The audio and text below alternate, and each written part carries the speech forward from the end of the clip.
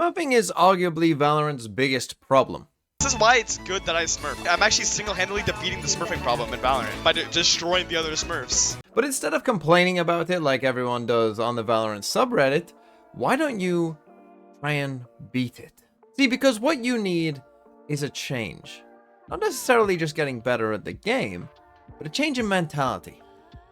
What you need is the prey mentality.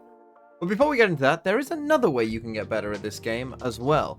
And that's by joining the Gosu Academy. And good news, the Gosu Academy has finally launched in Asia. That means that people in Asia will get access to the weekly VOD review sessions and be able to play in the custom community 10-mans, where there is a skin bundle on the line every month for the player with the highest MMR. But for you people in Europe and North America, fear not, because also Gosu has created for those regions a King of the Hill type tournament. It means you'll be able to compete with other players in the server for prizes worth more than $500 and learn how to play Valorant well at the same time. My link in the description will still give you 30 days for free of the Gosu Academy, so whether you're in Asia, Europe, or North America, go and sign up today. But what do I mean by the prey mentality? Well, would a rabbit ever take a fox on 1v1? Would a fish ever take a bear on 1v1? Would a wildebeest ever take a lion on 1v1? No. Well, my friend, you are the rabbit. You are the fish. You are the wildebeest. And so to defeat the Smurfs, you need to take on the prey mindset and do as a prey would do. And that's exactly what G2 did in their games against C9 and crew as well. You see, C9 and crew have some really good players, like this Oxy fellow over here, or maybe this Heat guy, or maybe this Kesnick guy as well, that really shoot very well, and maybe G2 in a straight up 1-to-1 against those players wouldn't win those fights so often. So they didn't do that. Instead, they had a lot of rounds in their games, like this one. Good, and those mollies force the other people to fight up towards waterfalls, so you're just forced to be in the firing range of anybody at a higher elevation than you. Good stuff there by G2's defense. C9 backs against the wall here on a final round for the first map that G2 have just had a handle on. 3 ults again for them to retake. Yeah. And they're even playing them pretty aggressive in some sites. The lockdown's the furthest back, but Baby Door holds Trent's ult. That's the hard part. Line, silver lining, or you're trying to get some hopes up here. It's for Zephyr to grab this orb and potentially a plan for a thrash, but G2 has weaponry, G2 has ult.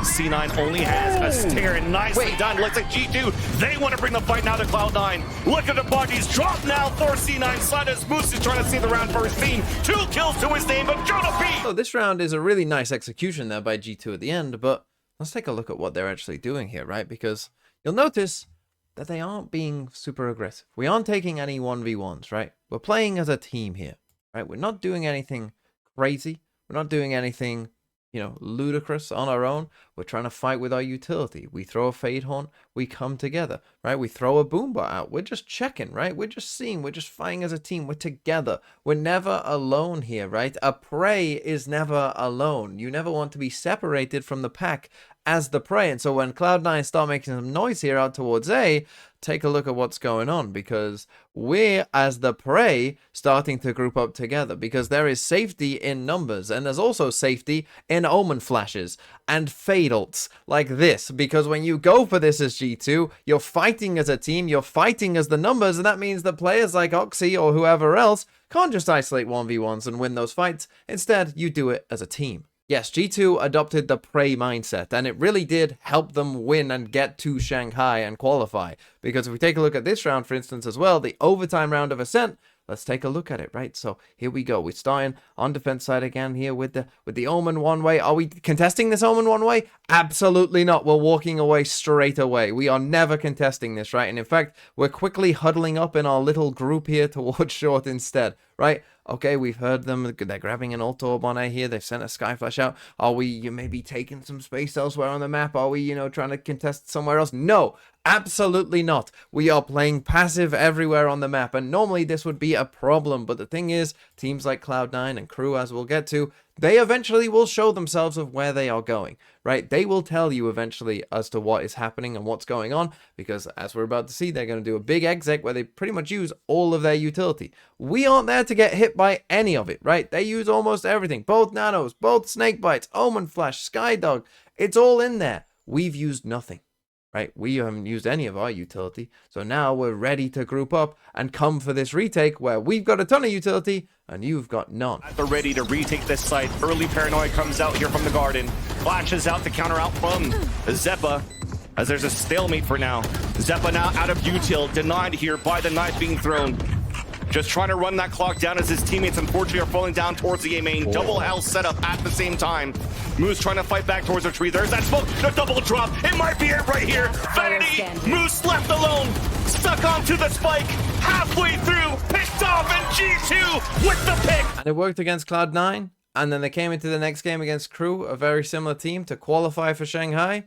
And they did the exact same thing and it worked really well. Again, right? Take a look at this. Literally the start of the round. We've got 2 players chilling back here. It's the start of the first pistol round. How often do you see anyone, but especially 2 players, literally just chilling, right? You would normally think like, hey guys, you've got 4 players on A. What the hell are you doing back here? Right? And Trent sees someone and then he's gone too, right? We are not taking any 1v1s. We are running away. We are getting out of there, right? Because that's the way the prey plays. And that's how a prey can win. Safety in numbers, like this, right? Don't give any easy 1v1s. Don't take bad fights. Stick as a group. Stick as a safety net, right? And this is how you can win, and G2 do win this pistol round. Sander leading forwards from the alarm bot. Take the contact. Snakebite, all meant for that plant denial, and it does do the job, as was intended with the high tide ripping away control of the site, with G2 gaining it back in their hands. What's the call now for Crew? Oh, Util still waiting. Icy used Wingman there as well, so that's going to make the retake a little more difficult. There it is. It's a knife and a dizzy to try and set it forwards here, but the wall timing goes up again. Another layer of things. That one in their face. Crew are finding it really difficult to chew through this one and just get any sort of advantage going. Underhanded, flash, round the side, round the corner. No connection to it, at least the kills going their way. Or is it G2? Still holding their ground, rooted to the spot, and it's risky. Klaus really pressing forward to that advantage here. Kisnet falling. Decay down to the single digits, double digits now just for Klaus. The top of the plant. Bring around the Rosies. Got 2 of these players to watch for, but doubled up discipline is the name of the game for G2. Some of you might be thinking, well, it was a pistol round, right? They just had a read on what they were doing on the pistol round. That's what they wanted to do, a set idea. Cool, whatever. Let's take a look at round 7 then. A full gun round, shall we? We're still chilling back here. Still chilling back on the stairs. You know, look at us. Look at us. Look how passive we are again. Right? 12 seconds into the round. Nothing's happened. We're just chilling. We're just straight chilling. Leaf is like the only one who has kind of any angle whatsoever. And Jonah just shooting into a smoke here, right? But it's definitely not aggressive. Do we have any map control? No. Right? They could be coming B. We'll play retake. They're coming on towards A. Well, look at us go. And then take a look at this. Again, there is safety in numbers. No command now, emanating out. There's 4 players here. And it does mean that there's going to be no util here for the plant. And now G2, they choose to take it with that brute force. Facing with the players, it's a high-low triple face again. In through the back of the side and all the footsteps heard. Shy shut down, Melter striking from behind, but at this point too little too late. That round reminds me exactly of what we were seeing G2 do to Cloud9, where they don't take 1v1 fights. And the thing is, Kesnet is even role-playing for us in this round, the perfect role of the Smurf, because he's an ulting Reyna in this round, right? But it doesn't matter. It doesn't matter if he comes around this corner and he sees this, right? He has no chance, right? Again, we are just the prey. There is safety in numbers. It's going to be tough for him, even as an ulting Reyna, when 3 of us are just looking at him like that.